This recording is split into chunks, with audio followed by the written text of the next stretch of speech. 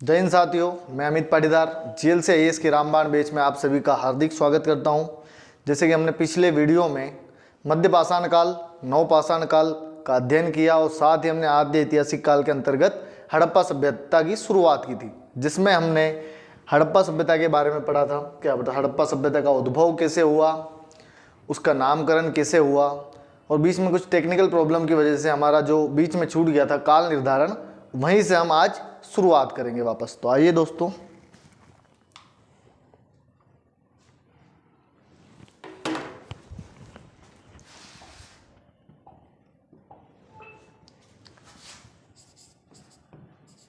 हड़प्पा सभ्यता का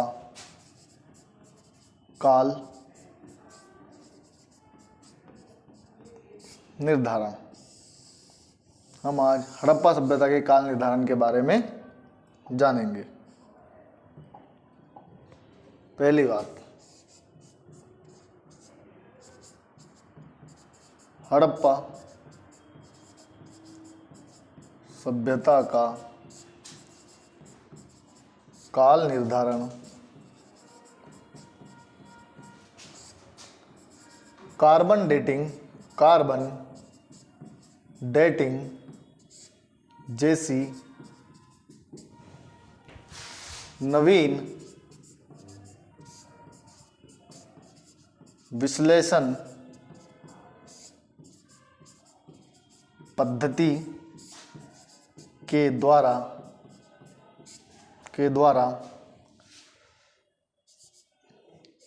2500 से 1750 ईसा पूर्व तक निर्धारित किया गया। जो हड़प्पा सभ्यता है उसका काल निर्धारण, जो कार्बन डेटिंग C14 विधि होती है, उसके द्वारा इसका काल निर्धारण कितना किया गया, 2500 से 1750 ईसा पूर्व तक। अब आगे देखेंगे हम कि इसका जो काल निर्धारण कार्बन डेटिंग विधि से किया गया, उस विधि के बारे में थोड़ी चर्चा कर लेते हैं।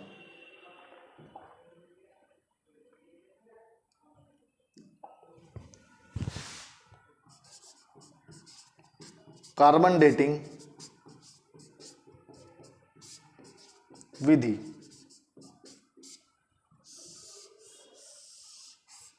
पहली बात अगर देखें, इसका विकास किसने किया, फ्रैंक बिलार्ड लिब्बी नामक व्यक्ति थे। उन्होंने इसका विकास कब किया, 1940 में। और इसी के तहत, इसके विकास के तहत 1960 में इन्हें रसायन के क्षेत्र में नोबेल पुरस्कार प्रदान किया गया। अब जानते हैं कि ये विधि क्या होती है। इसके तहत 50,000 वर्षों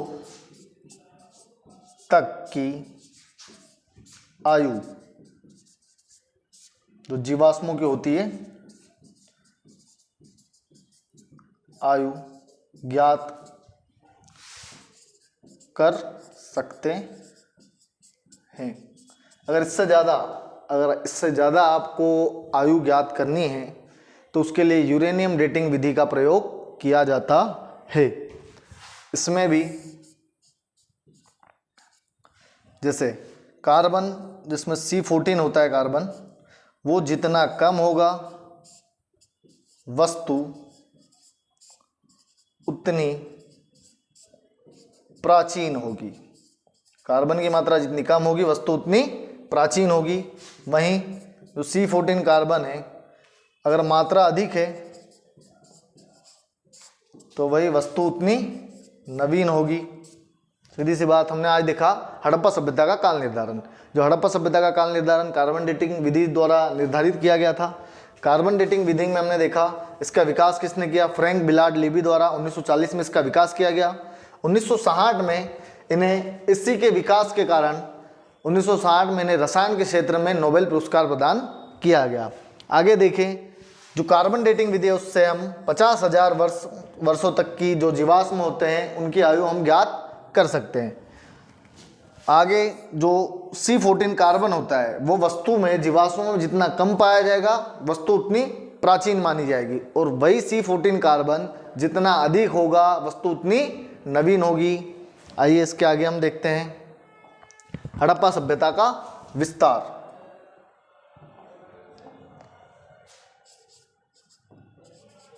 हड़प्पा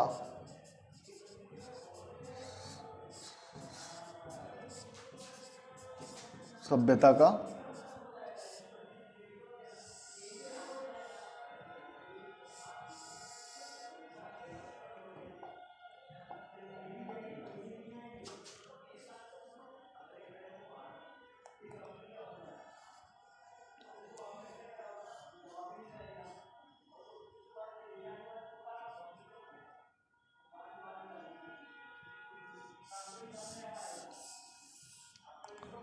सबसे पहले हम देखेंगे मांडा के बारे में।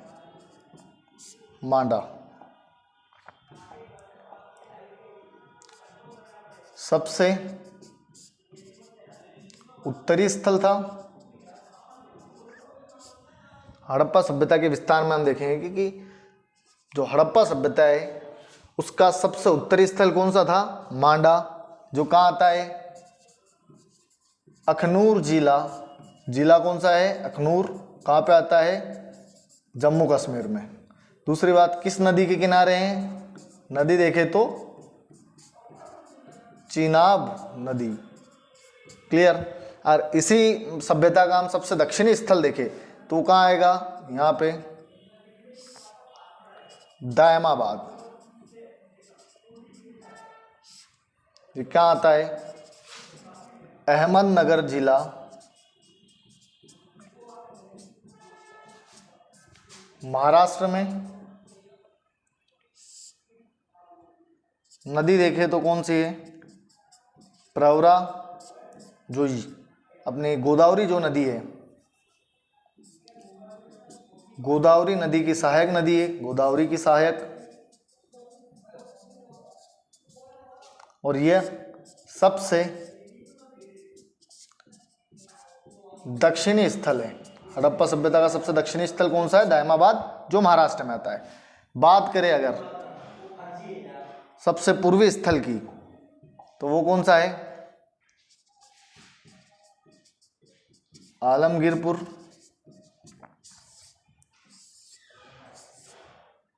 ये कहाँ आता है? मेरठ, उत्तर प्रदेश।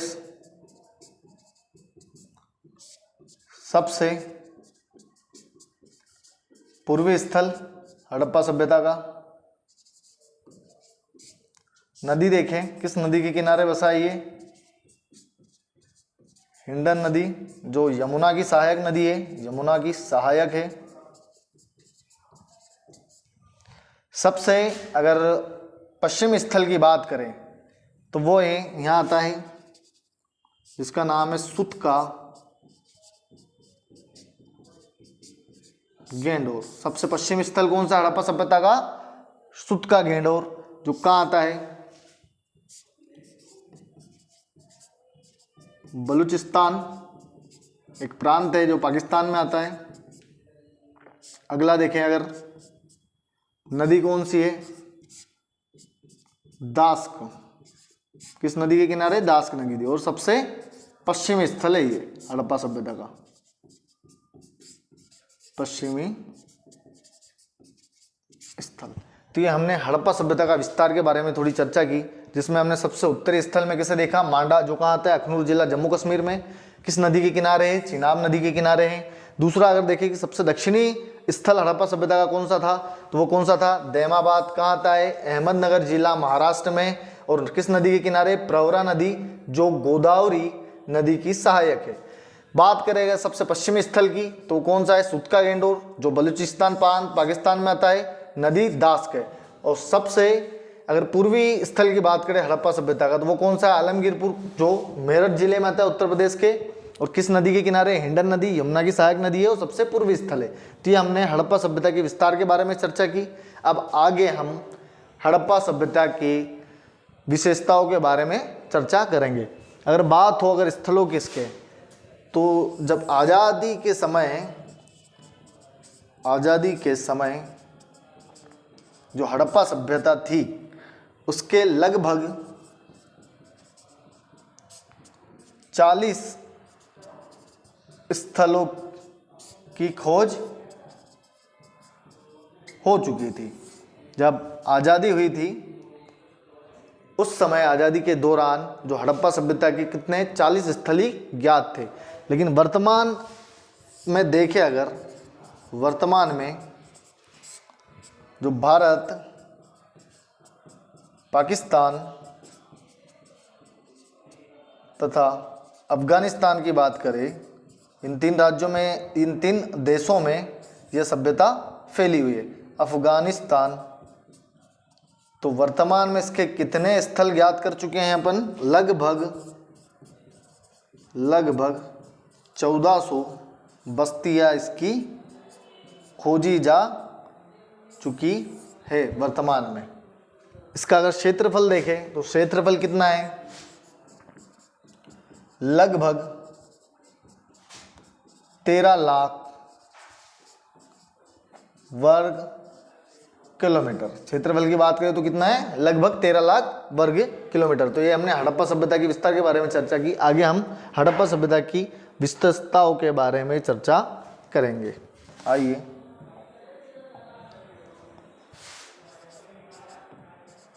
हड़प्पा सभ्यता की विशेषताएं क्या थी?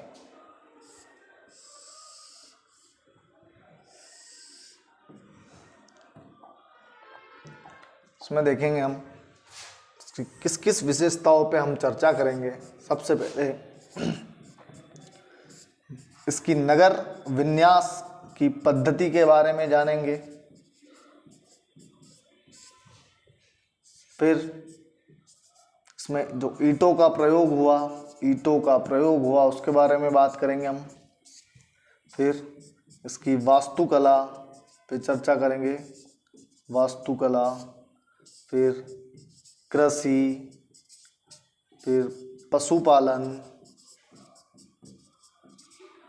फिर व्यापार वाणिज्य कैसा था हड़प्पा सभ्यता में। फिर जो इसमें हड़प्पा सभ्यता के दौरान अंतिम संस्कार किए जाते थे उसकी जो विधियाँ थी उनके बारे में चर्चा करेंगे। और कुछ और अन्य अगर हमें विशेषताएं लगी तो उसके बारे में हम चर्चा करेंगे। तो आज हम हड़प्पा सभ्यता की नगर विन्यास की पद्धति, उसके ईंटों का प्रयोग और वास्तुकला के बारे में, इन 3 चीज़ों पर, 3 विशेषताओं पर हम आज चर्चा करेंगे। तो आइए दोस्तों, हड़प्पा सभ्यता की नगर विन्यास की पद्धति। पहली विशेषता क्या है? नगर विन्यास पद्धति, इसके बारे में देखेंगे हम। तो कैसी थी? नियोजित शहरी केंद्र था इनका, नियोजित शहरी केंद्र। आप अभी समझ जाओगे कि हड़प्पा सभ्यता के जो नगर होते थे वो किस प्रकार बसे हुए थे।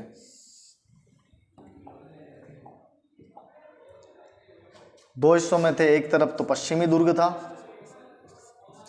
पश्चिमी टीला, दूसरी तरफ पूर्वी टीला।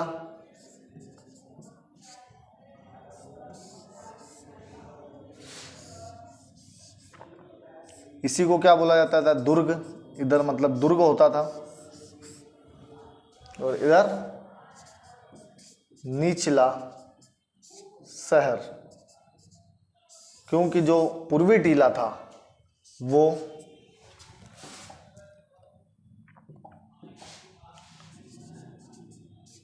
कम ऊंचाई पर रहता था, कम ऊंचाई पर, और जो पश्चिमी टीला था वो अधिक ऊंचाई पर था।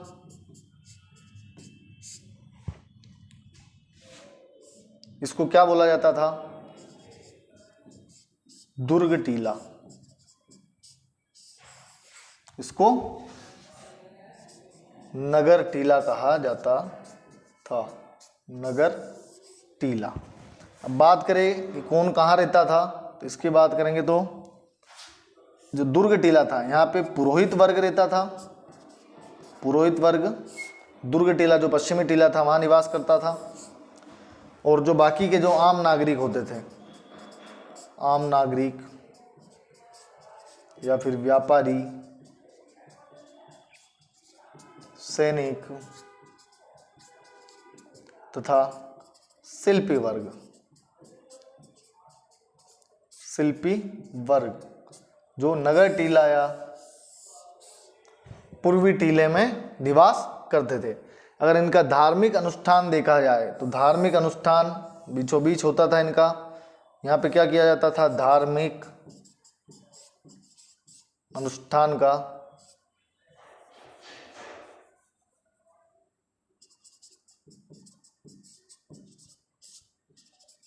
अनुष्ठान के कार्य किए जाते थे।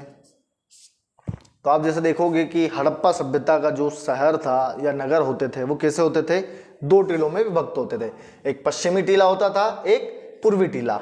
पश्चिमी टीला अधिक ऊंचाई पर होता था और पूर्वी टीला कम ऊंचाई पर होता था, जिसे हम निचला शहर या नगर टीला कहते थे। इससे इधर दुर्ग बना होता था जिसे दुर्ग टीला कहा जाता था। इस और दुर्ग टीला या पश्चिमी टीले की ओर कौन निवास करता था? यहाँ पे पुरोहित वर्ग। और नगर टीले में कौन निवास करता था? आम नागरिक, व्यापारी, सैनिक या शिल्पी वर्ग निवास करते थे। और इनका धार्मिक अनुष्ठान का काम इनके मध्य में होता था। तो ये हमने हमारे जो हड़प्पा सभ्यता की नगर विन्यास की पद्धति थी उसके बारे में चर्चा की। जो इनका नियोजित शहरी केंद्र था वो ग्रिड सिस्टम पर आधारित था। ग्रिड सिस्टम, जिसे जाल पद्धति कहते हैं। जाल पद्धति, जाल पद्धति का मतलब सीधे से बात है कि एक दूसरे को समकोण पर काटती दो सीधी रेखाओं की पद्धति को क्या कहा जाता था? जाल पद्धति कहा जाता है। जो शतरंज की बिसात के समान होती थी। क्लियर? तो ये हमने पहली विशेषता नगर विन्यास पद्धति के बारे में जाना। आगे हम ईंटों के प्रयोग के बारे में जानेंगे कि इस समय ईंटों का प्रयोग कैसे किया जाता था। ईंटों का प्रयोग, तो इस समय कच्ची, पक्की तथा अलंकृत ईंटों का प्रयोग होता था। कच्ची ईंटें भी होती थी, पक्की हुई ईंटें भी होती थी तथा अलंकृत जो सजी हुई ईंटें होती थी सजावट के तौर पे, उन ईंटों का भी प्रयोग होता था। अगर अपन अनुपात देखें ईंटों का लंबाई, चौड़ाई तथा ऊंचाई के हिसाब से इनका अनुपात देखें तो कितना अनुपात, कैसे ईंटें बनी होती थी? 4:2:1। लंबाई में 4, चौड़ाई में 2 और ऊंचाई में 1 होती थी। अब आगे इसके आगे देखेंगे हम वास्तुकला, जिसके बारे में हम अभी चर्चा करेंगे। आइए दोस्तों, वास्तुकला की वास्तुकला कैसी थी? सबसे पहले देखेंगे वास्तुकला क्या होती है। सीधी सी बात है, भवन निर्माण की कला को वास्तुकला कहा जाता है। वास्तुकला का मतलब भवन निर्माण की कला को क्या कहा जाता है? वास्तुकला। अब बात करें भारत में, तो भारत में वास्तुकला का आरंभ ही हड़प्पा वासियों ने किया था। हड़प्पा वासियों ने किया था। अगर भारत में वास्तुकला की बात करें तो आरंभ में इसकी शुरुआत किसने की थी? हड़प्पा वासियों ने। जो यहाँ की सड़कें होती थी, सड़कें एक दूसरे को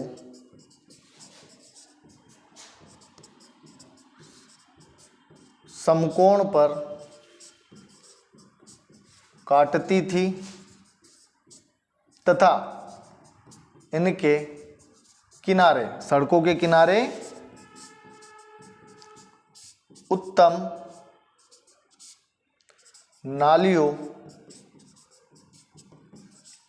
की व्यवस्था थी। बात करें तो जो पूरा नगर होता था, पूरा नगर सुरक्षा प्राचीर मतलब दीवार से घिरा होता था। जो घरों के दरवाजे थे, यहाँ के घरों के दरवाजे गलियों या सहायक सड़कों पर खुलते थे। तो ये हमने हड़प्पा सभ्यता की वास्तुकला के बारे में चर्चा की। जो है भवन निर्माण की कला को क्या कहा जाता है? वास्तुकला। भारत में वास्तुकला का आरंभ भी किसने किया था? हड़प्पा वासियों ने किया था। यहाँ की जो सड़कें थी एक दूसरे को समकोण पर काटती थी और जिनके किनारे नालियों की उत्तम व्यवस्था की जाती थी। जो नगर के चारों ओर सुरक्षा प्राचीर या दीवार बनाई जाती थी सुरक्षा के लिए, और घरों के दरवाजे गलियों तथा सहायक सड़कों पर खुलते थे। जैसे हमने नगर विन्यास पद्धति पढ़ी थी इसकी विशेषता में, तो उसमें हमने देखा कि जो हड़प्पा के नगर थे वो दो हिस्सों में बने हुए थे, एक पश्चिमी टीला और दूसरा पूर्वी टीला, जिसे एक दुर्ग टीला कहते थे और एक को नगर टीला। लेकिन इसके अगर अपवाद देखें तो अपवाद में दो है। एक तो धोलावीरा है जिसका जो नगर था वो 3 भागों में बना हुआ था। कितने? 3 भागों में।